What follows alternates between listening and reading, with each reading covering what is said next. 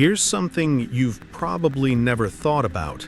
Why do you trust that this piece of paper with dead presidents on it is worth $20? Why do you believe the numbers on your phone screen represent real value? Why would someone accept a cryptocurrency that's literally just computer code? The answer comes down to one word: trust. Money is essentially a mass belief system. And over the past 5,000 years, this belief system has constantly evolved. From cowrie shells to gold coins, from paper bills to digital digits, and now to cryptocurrency. But here's what's fascinating. Every time this trust system changes, some people gain enormous power, while others lose everything. Today, we're going to trace the complete journey of money, from ancient shells to modern crypto. And trust me, this story is far more dramatic than you might imagine. Because this isn't just a story about currency. This is a story about power. This is a story about control. This is a story about humanity itself. Before banks existed, before coins, credit cards, or cryptocurrency, all we had was trust. But how does trust become numbers? And how do numbers become power? Let's start from the very beginning, from a time when money didn't exist at all. The information presented in this video is for educational purposes only and represents general historical and theoretical perspectives. Always conduct your own research and seek professional advice before making any financial or investment decisions. Chapter 1. Before Money, the Barter World. Before money existed, humans lived with a beautifully simple system: barter. Picture this. I have rice, you have fish. I need fish, you need rice. We trade. Simple, right? But wait, it's not that simple. Imagine you're living 5,000 years ago. You're a potter. Today, you need meat. You approach a hunter with your handmade ceramic bowl. Hey, I'll trade this bowl for some meat. The hunter examines your bowl and says, "Sorry, I already have plenty of bowls. What I really need is a stone knife." Now what? You don't have a stone knife. You need to find someone who makes stone knives, trade your bowl for a knife, then trade the knife for meat. That's incredibly inefficient. Economists call this the double coincidence of wants problem. Both parties need to want what the other has at exactly the same time. So how did our ancestors solve this? They created something called a gift economy. Instead of I give you this, you give me that, it became I give you this because I trust that someday you'll help me when I need it. But as communities grew larger, tracking who owed what to whom became impossible. You can't remember every favor in a village of thousands. This is where some communities got creative. In Papua New Guinea, they used massive stone discs called rise stones. Some weighed up to 4 tons.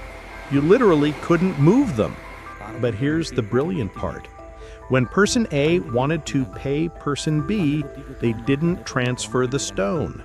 They simply announced to the entire village, "The stone in front of my house now belongs to person B." Everyone in the village recognized this. Person B now owned that stone, even though it never moved. This was genius. Rice stones were one of the world's first ledger systems, a shared record of who owns what, stored in collective memory. This proves that money has always been about trust and social agreement, not the physical object itself. But there was a massive problem. This system only worked in small communities where everyone knew everyone else. As villages became cities, cities became kingdoms, and trade routes extended thousands of miles. Trust couldn't scale that far. human memory has limits. The world needed something new, something portable, durable, and universally recognized. The world needed currency. Chapter 2. The First Currencies: Shells, Salt, and Cattle. The world's first money wasn't gold, it wasn't silver, it wasn't paper, it was shells. Specifically, cowrie shells that you could find on any beach. For over 3,000 years, cowrie shells served as international currency, from China to West Africa, from India to the Middle East. Why shells? First, they were durable. Unlike food, they didn't rot. Unlike metal, they didn't rust. Second, they were hard to counterfeit. Try making a fake shell that's identical to a real one. Nearly impossible. Third, they were portable, light enough to carry anywhere. And most importantly, they were beautiful. Beauty, it turns out, has always had economic value. Even today, the Chinese character for wealth still resembles a cowrie shell. History never really disappears. Then there was salt. Wait, salt? Don't underestimate it. In ancient times, salt was incredibly valuable, not just for cooking, but for preserving food. Without refrigeration or artificial preservatives, salt was the solution. The English word salary comes from salarium, the money given to Roman soldiers to buy salt. Even Mahatma Gandhi once fought the British Empire over a salt monopoly. This wasn't just about seasoning. And then there was cattle. In ancient India, the word for wealth was go, meaning cattle. Cattle weren't just meat. They provided milk, labor, fertilizer, and social status. But try bringing 10 cows to market. Complicated, right? Not to mention if they escape or die. So in China, they created currency shaped like tools. Some looked like knives, others like hoes. You could use them for payment or as actual tools if needed. Gradually, these tool shapes became simplified. Knives became round, hoes became flat, and eventually, they became coins. But before we dive into the coin era, there's one crucial thing to understand. All these early currencies had something in common. They had intrinsic value. The object itself was useful regardless of its function as money. Shells could be jewelry. Salt could preserve food. Cattle could provide milk. But soon we'll see money transform into something whose value exists purely because we believe it does. Chapter 3. The Coin Revolution: Kings, Power, and Legitimacy. Around 2,600 years ago, in the kingdom of Lydia in what's now Turkey, a revolution occurred. Not a political revolution, an economic one. King Alyattes, and later his son Croesus, famous for being incredibly wealthy, created something that changed the world: the first official coins. These weren't just pieces of metal, they were declarations of power. Imagine holding a gold coin stamped with a lion and the words King Croesus. What do you feel? This is official royal currency. This is guaranteed value. For the first time in history, people didn't need to weigh metal for every transaction. They didn't need to test gold purity. Just look for the royal stamp. Done. And that's where the real power lay: legitimacy. Coins weren't just tools for trade, they were propaganda tools. Every time someone held a coin, they remembered who was in charge. The king's face was in everyone's pocket. The Greeks turned coins into art. The Persians made them political tools. But the Romans? They were genius. The Roman Empire had a layered currency system. Gold aureus for the wealthy, silver denarius for merchants, bronze sestertius for common people. But even more ingeniously, every coin featured the emperor's face. Julius Caesar, Augustus, Nero, all immortalized in metal. Every transaction was a reminder, you live under my rule. When an emperor died or was overthrown, old coins were melted down, new ones were minted with the new ruler's face. Imagine if today, every time you made a purchase, you had to look at the president's face. How would that feel? But there's something even more interesting. When Rome conquered new territories, they didn't just send armies, they sent coins. Local currencies were replaced with Roman systems. Taxes had to be paid in Roman coins. This wasn't just economics, this was financial colonialism. Conquered peoples were forced to use the conqueror's currency. To get that currency, they had to sell their resources to Rome, and the profits flowed back to Rome. Sound familiar? This pattern continues today. In China, coins had a different philosophy. They were round with square holes in the center. Round represented heaven, square represented earth, and they could be strung together. Simple but effective. Importantly, for the first time in history, money became standardized. Same weight, same purity, same value. And most revolutionarily, for the first time, money's value came not just from its material, but from trust in the authority that issued it. This was the beginning of something that would change the world: fiat currency. But coins had limitations. They were heavy when carried in large quantities, easy to steal, difficult to transport across continents. The solution? Chapter 4. Temples become banks, birth of the financial system. The world's first banks weren't cleaning prowers with air conditioning. They were temples. 5,000 years ago, in Mesopotamia, temples weren't just places of worship, they were central banks. Farmers stored their harvests in temples, merchants kept their goods there, priests became the world's first bankers. Why temples? Simple. Temples were the safest places. Who would dare steal from a holy site? Plus, priests could read and write. They recorded all transactions on clay tablets. And here's what's fascinating. They didn't just store things, they also made loans with interest. Farmers needed seeds for planting, but didn't have any. Borrow from the temple. Pay back after harvest with 20 to 30% interest. This was the origin of modern banking. But sometimes people couldn't repay their debts. Then what? In Babylon, if you couldn't pay your debts, you could sell family members into slavery. Pretty harsh, right? That's why King Hammurabi created his famous code, one of the world's oldest laws governing debt and credit. And most interestingly, every few years, Babylonian kings would declare a debt jubilee, mass debt forgiveness, all debts erased, fresh start for everyone. Imagine if the government declared a mortgage debt jubilee today. How would you react? In Egypt, Greece, and Rome, temples also became financial centers. The Temple of Apollo at Delphi accepted deposits from across Greece.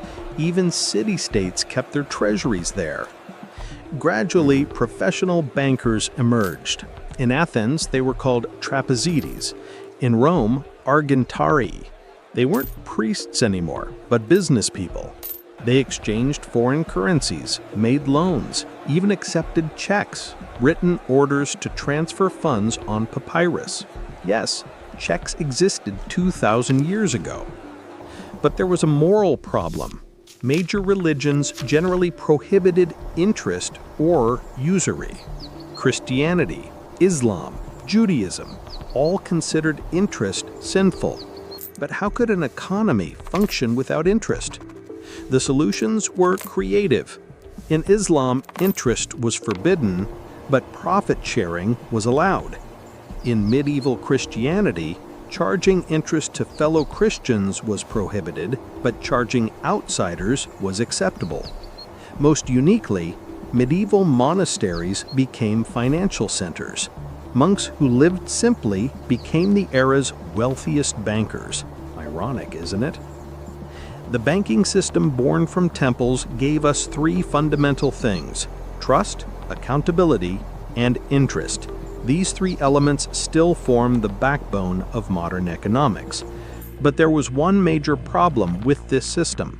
Everything was still physically based: gold, silver, coins, heavy, cumbersome, and difficult to transport across oceans. The world needed something lighter, more practical, something you could fold and put in your pocket. The world needed paper.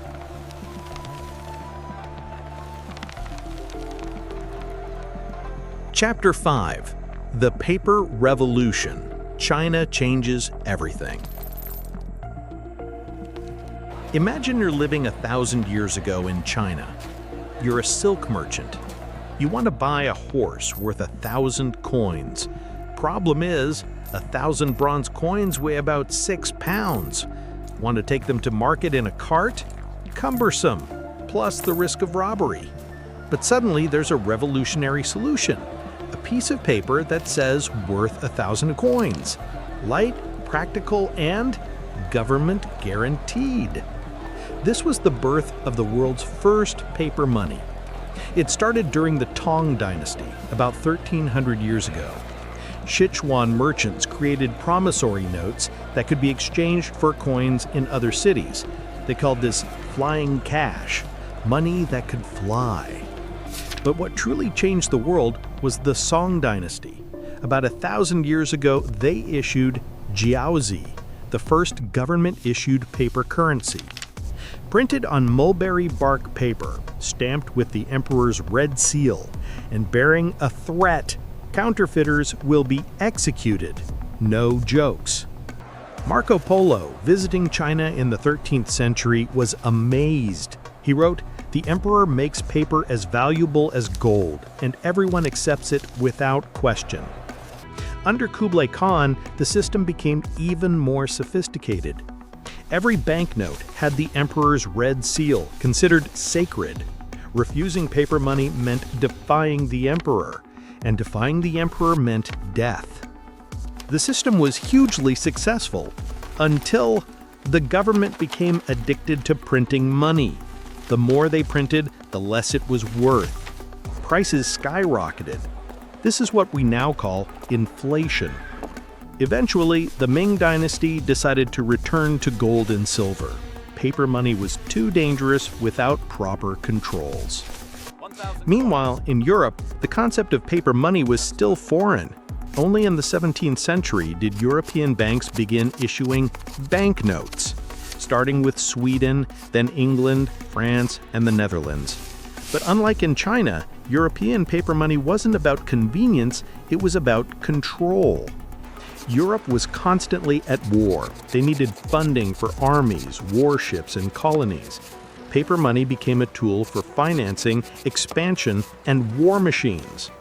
The Bank of England was founded in 1694 specifically to lend money to the government for wars. Banque de France in 1800 had the same purpose. And the Federal Reserve in America in 1913 was created for similar reasons. This wasn't about trade convenience anymore. It was about national power. And when Europe colonized the world, they brought their paper money. Colonized peoples were forced to use colonial currency.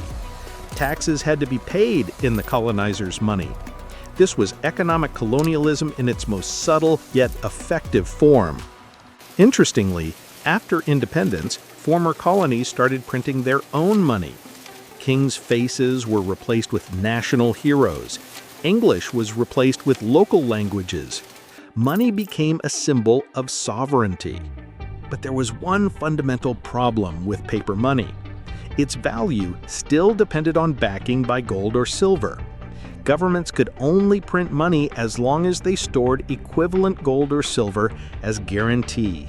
Until one day in the 20th century, that backing was removed, and money became something entirely new, pure belief with no gold or silver guarantee. Chapter 6: The Dark Side of Money, Colonialism and Slavery. Now we enter a heavier chapter, but it's crucial to understand. Because behind every great fortune, there's often a dark story that's been hidden. The 15th to 19th centuries were Europe's age of exploration. Spain, Portugal, England, the Netherlands competed to establish colonies, but this wasn't ordinary exploration. This was an extraction economy. Gold was stolen from the Aztecs and Incas. Silver was forcibly mined from the Andes. Sugar was produced in the Caribbean with blood and tears. And most tragically, 12 million Africans were sold as slaves. Imagine, humans treated as living currency. Strong men sold for 20 pounds sterling. Skilled women for 30 pounds. Children for 10 pounds. This is an ancient history with no relevance. Some of the world's oldest and most trusted banks still operating today were once financiers of the slave trade. Cotton plantations in America, sugar in the Caribbean, tobacco in Virginia, all financed by European banks, and the profits flowed to London, Amsterdam, and Paris. This wealth extraction didn't stop after slavery was abolished. It transformed into economic colonialism. After independence, former colonies were forced to borrow from international institutions like the IMF and World Bank. The loans came with high interest, very strict conditions. Their currencies had to be stable against the dollar. Subsidy programs had to be cut. The result? In the 1990s, many developing countries paid more in debt interest than their health and education budgets combined. Colonialism changed form, from weapons to contracts, from soldiers to bankers. And there's something even more subtle: currency dependency. To this day, many African countries still use the CFA franc, controlled by France. Their foreign reserves are kept in France's central bank. Their monetary policy must be approved by Paris. 60 years after independence, the economic umbilical cord has never been cut. This isn't conspiracy theory. This is structured reality still operating today. The East India Company, the Dutch East India Company, VOC, these weren't ordinary trading companies. They had their own armies, printed their own money, collected their own taxes, and waged war for profit. They were the world's first corporate empires. And their legacy is still felt today. Global inequality, economic dependency, unfair trade structures. Money that should have been a tool for prosperity became a tool for oppression. But the story doesn't stop there, because the 20th century would bring even more radical changes. Money would be separated from any physical backing, whether gold or silver. Chapter 7: The Fiat Era. Money based 100% on trust. Richard Nixon made one decision that changed the world overnight. On August 15, 1971, he announced the United States will no longer exchange dollars for gold.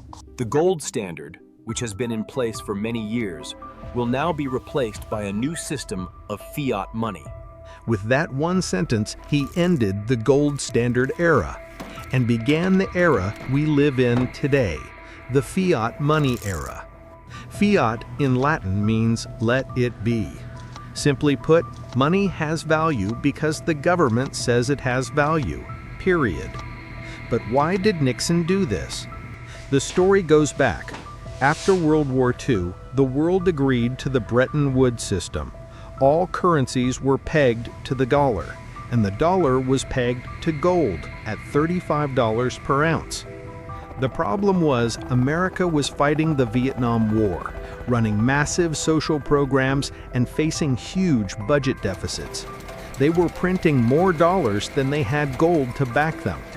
Other countries got suspicious. France started exchanging their dollars for gold. So did Germany. America's gold reserves were depleting.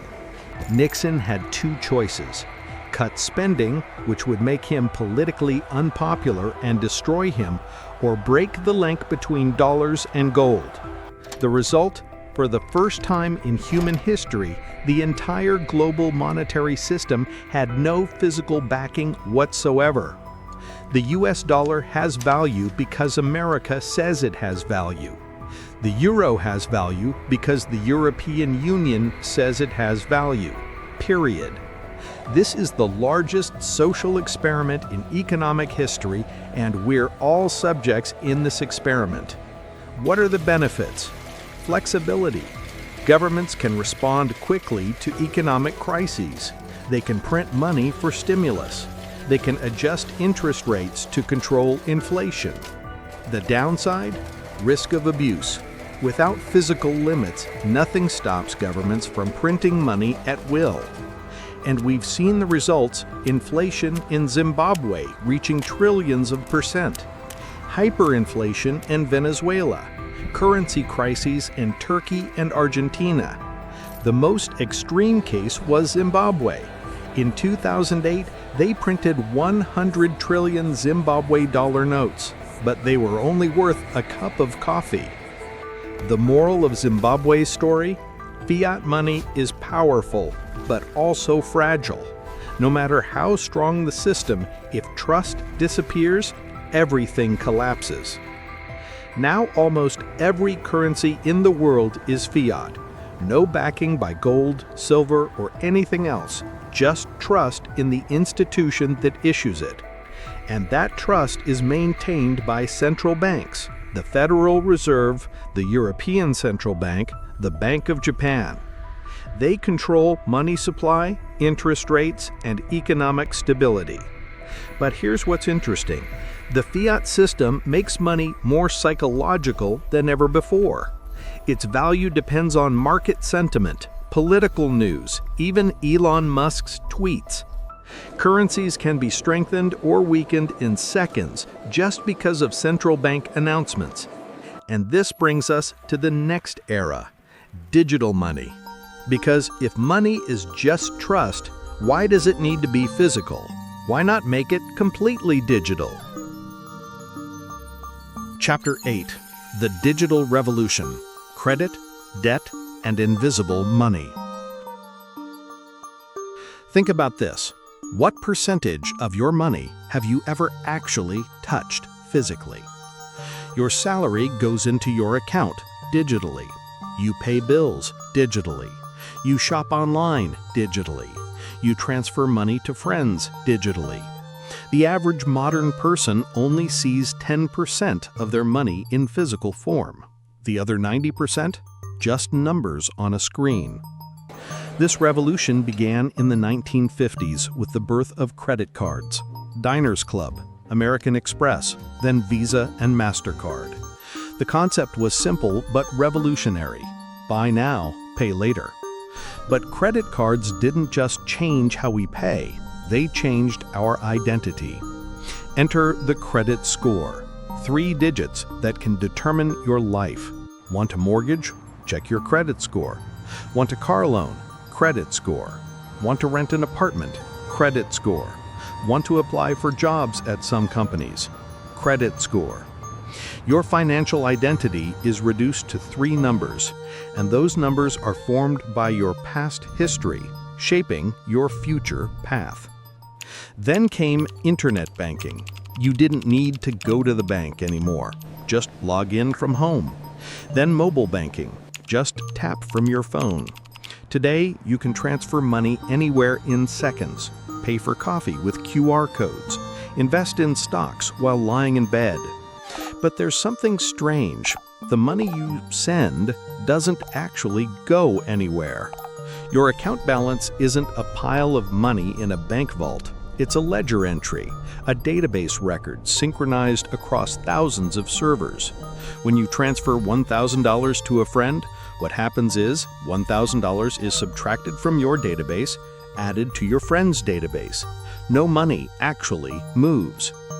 And here's what's even more mind-blowing. Banks don't actually have all the money they claim to have. Modern banking uses fractional reserves. Banks are only required to keep about 10% of total deposits.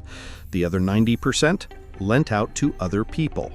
So the money you deposit in the bank is mostly lent to someone else. The borrower deposits it in another bank. That bank lends it to someone else again. One deposit can become multiple loans. The money multiplier effect. Today's global economy essentially runs on debt. Governments owe trillions, corporations owe trillions, consumers owe trillions. We're spending money that didn't exist yesterday, hoping we'll earn enough tomorrow to pay it back. And this entire system depends on one thing: trust in digital infrastructure. Servers can't go down. Cyber attacks can't succeed. Power grids can't fail. If any component fails, the entire financial system could collapse in minutes. But there's one more thing that changed in the digital era: privacy. Every transaction you make is tracked. Location, time, store, amount, even what products you buy. This data is sold to third parties for advertising, behavioral analysis, credit scoring. You think you're just buying coffee at Starbucks. No, you're also selling data that shows you like expensive coffee, enjoy hanging out in premium areas, have disposable income for luxury lifestyle. This is surveillance capitalism. You're no longer just a customer. You've become a commodity. And even more frightening, algorithmic credit assessment. AI can now predict your ability to pay from seemingly unrelated data. How long did you spend filling out the application? How many typos did you make? What letters did you choose? What time did you submit? Even how you scroll your phone can be clues to whether you'll default or not. China's social credit system is even more extreme. Jaywalk, credit score drops. Your friend posts problematic content, your credit score is affected. Don't visit your parents often enough? Yep, credit score drops. Your financial identity now isn't just about money. It's about behavior, associations, even political views. And all this happens without you realizing it. Invisible money, invisible tracking, invisible control. We started with shells and salt, moved to gold and silver, then to paper and trust. Now we live in a world of data and digits. Your money now is invisible, untouchable, processed instantly, everywhere. But with every swipe, scan, and scroll, you're giving up something: privacy and control. And this brings us to an important question. What happens when this invisible money stops working? What if bank servers crash? What if cyber attacks succeed? What if power grids fail? In 2017, Equifax was hacked. 147 million people's data was stolen. In 2019, Capital One was hacked. 100 million customer records were lost. In 2020, Twitter was hacked. Verified accounts were used for Bitcoin scams. Every few months, some financial institution gets cyber attacked. And every time that happens, millions of people suddenly can't access their money. Digital money is convenient, but it's also fragile. And this fragility led to the next controversial idea: cryptocurrency. Money that doesn't depend on banks, doesn't depend on governments, doesn't depend on anyone. Money that's purely mathematical. Money without trust. But before we discuss crypto, there's one important insight you need to remember. Every evolution of money always reflects the power dynamics of its era. Cowrie shells reflected the power of local communities. Gold coins reflected imperial power. Paper money reflected national power. Digital money reflects corporate power. And now crypto claims to want to eliminate power dynamics entirely, decentralized, trustless, without authority. But is that really true? Or is crypto just a new form of power dynamics? Let's explore in the next chapter: cryptocurrency, blockchain, and the dream of decentralization. Chapter 9: Cryptocurrency, Blockchain, and the Dream of Decentralization. 2008, the world was collapsing. Lehman Brothers bankrupt, Bear Stearns bankrupt. Major banks that were too big to fail turned out to fail anyway. People lost homes, lost savings, lost faith in the financial system they'd trusted. In the midst of this chaos, a mysterious document appeared on the internet, just 9 pages. Anonymous author using a pseudonym, no backing institution. The title was simple: Bitcoin, a peer-to-peer electronic cash system. The author? Just a pseudonym, Satoshi Nakamoto. To this day, no one knows who they are or if they're still alive. But the idea in that paper was revolutionary. What if we created money that doesn't need banks, doesn't need governments, doesn't need trust in anyone? Pure peer-to-peer. You send money directly to someone else. No middleman. No one can censor it. No one can freeze your account. The mechanism was genius but complicated. Instead of trusting third parties, you trust mathematics and algorithms. Bitcoin isn't printed like dollars. Bitcoin is mined. Computers solve incredibly complex mathematical puzzles to validate transactions. Every 10 minutes, a new puzzle is solved, a new block of transactions is added to the blockchain. The blockchain is like a giant ledger that everyone can see but no one can change. Every transaction is recorded permanently, transparent, immutable. This is called a trustless system. You don't need to trust people, just trust code. And code doesn't lie. Code doesn't get corrupted. Code can't be bribed. Bitcoin launched in 2009 with almost zero value. In 2010, someone bought 2 pizzas with 10,000 Bitcoin. Today, 10,000 Bitcoin is worth hundreds of millions of dollars. Those might be the most expensive pizzas in human history. Bitcoin opened the floodgates. Thousands of other cryptocurrencies emerged. Ethereum introduced smart contracts, money that can program itself. Litecoin promised faster transactions. Dogecoin started as a joke but became a mass movement. New vocabulary became mainstream: HODL, DeFi, NFT, gas fees, yield farming, rug pull. Crypto supporters say this isn't just a trend, this is a revolution.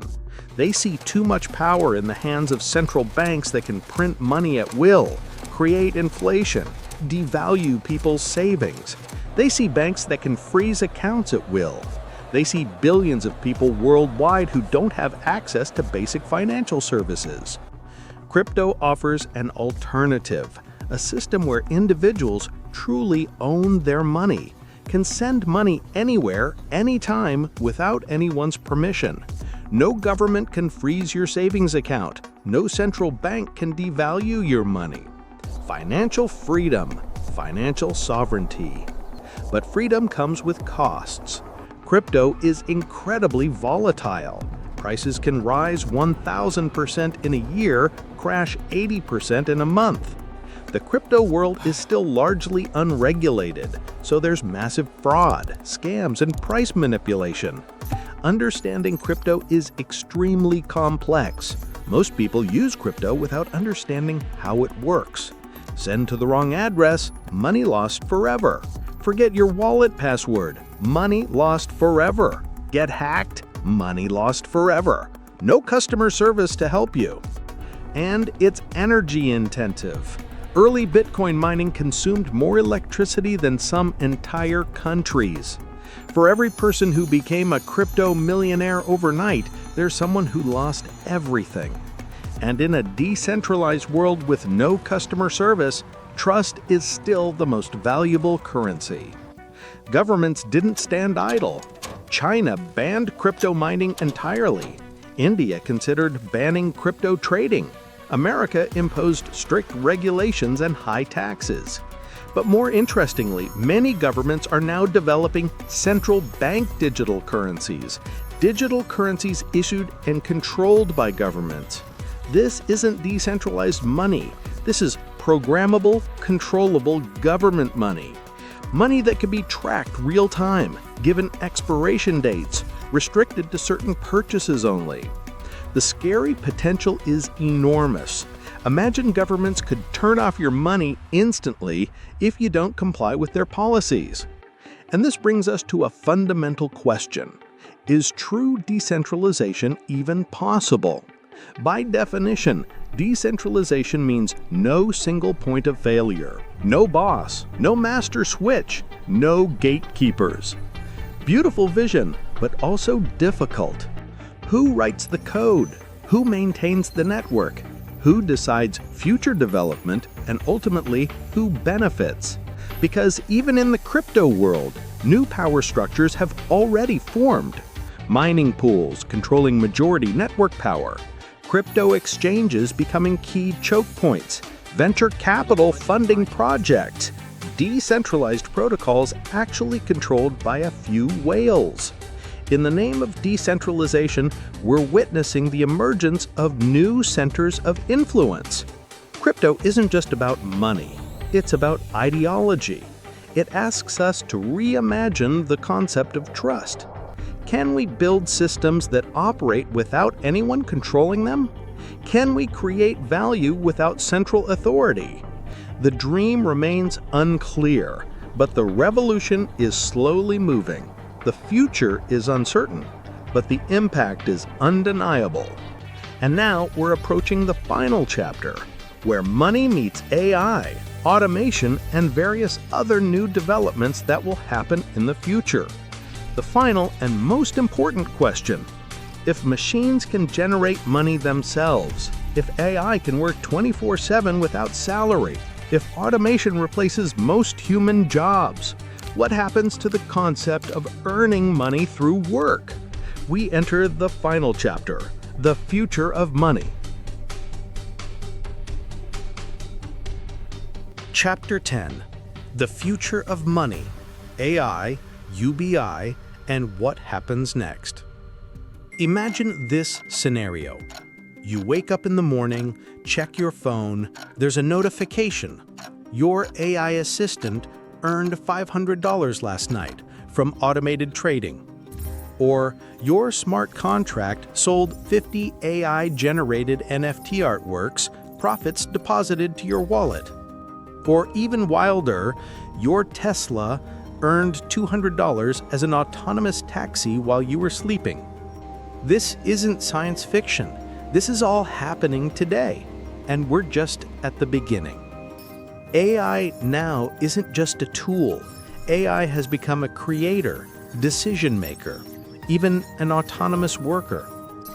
Today, we already see AI systems creating and selling digital art, automated trading bots managing crypto portfolios, AI running entire online businesses without human intervention. In the coming years, we might see AI-run companies, digital agents negotiating contracts independently, machines paying other machines automatically and directly without involving humans at all. Money might move without us, without human hands, without human oversight.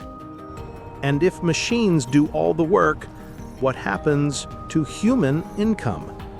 Enter the concept of universal basic income, or UBI. The concept is simple but controversial. Everyone receives fixed income, regardless of their job, background, or economic status. No complicated paperwork, no conditions, just basic financial security. UBI has been tested in many places: Finland, Kenya, several California cities.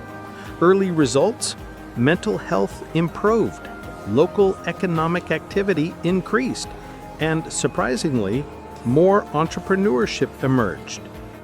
Turns out, when people aren't worried about survival, they become more creative, more willing to take risks, more innovative. UBI challenges the old belief that money must always be earned through work. It transforms income into a human right, in a world where jobs aren't the only way to create value. As AI takes over efficiency, human value might need to come from elsewhere. Creativity, compassion, culture, building community. We might start seeing new currencies that reward time, attention, or positive social impact. Imagine earning credits for volunteer work, for teaching, for creating something meaningful, or simply for helping society flourish.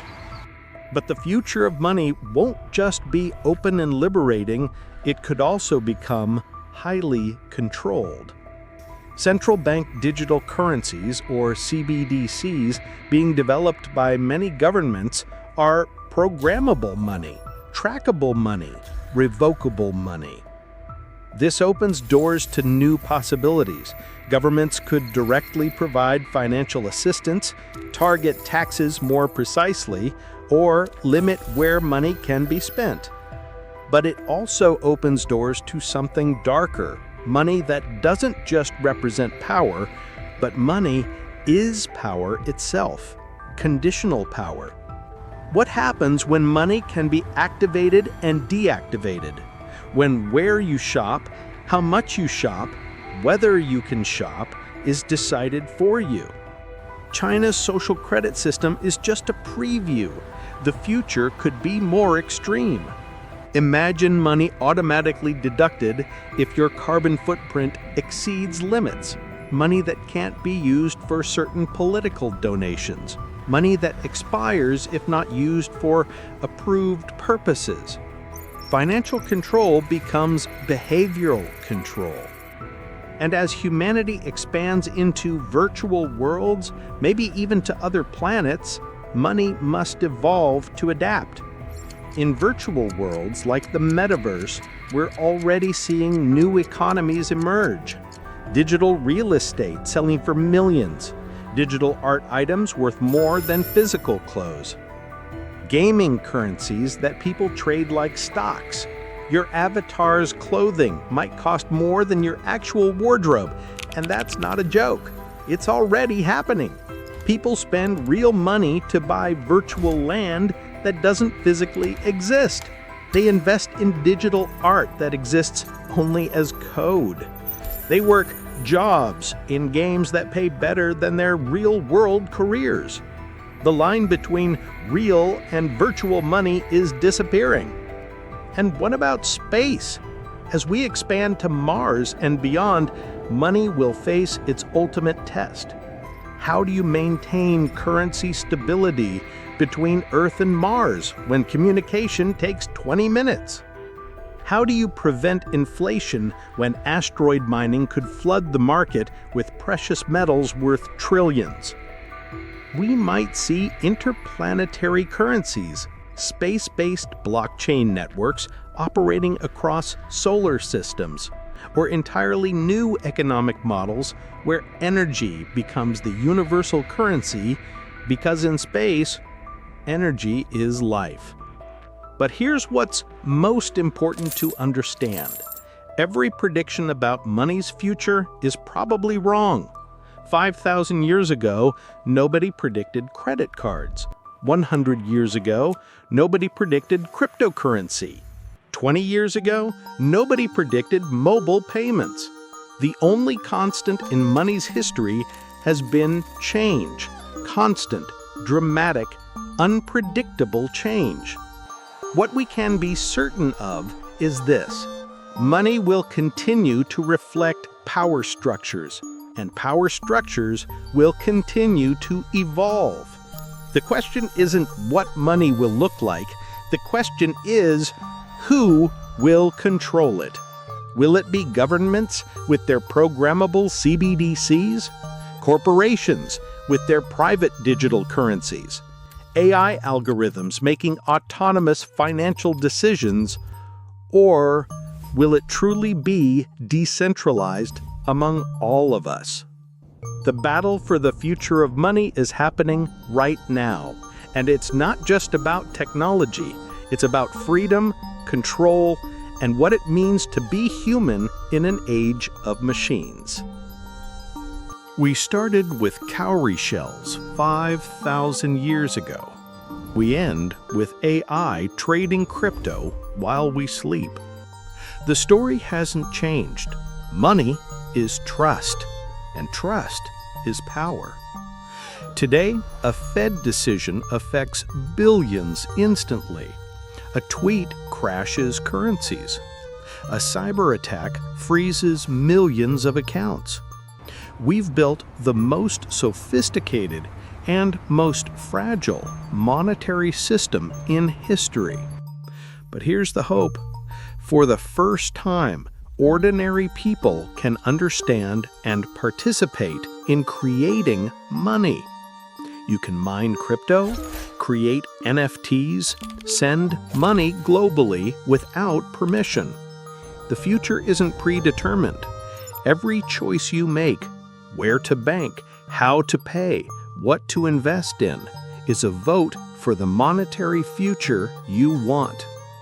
Money only works if we all agree it works, and that agreement is our power. The future of money is the future we choose to trust. Remember, money is humanity's longest experiment in collective trust. Make it count.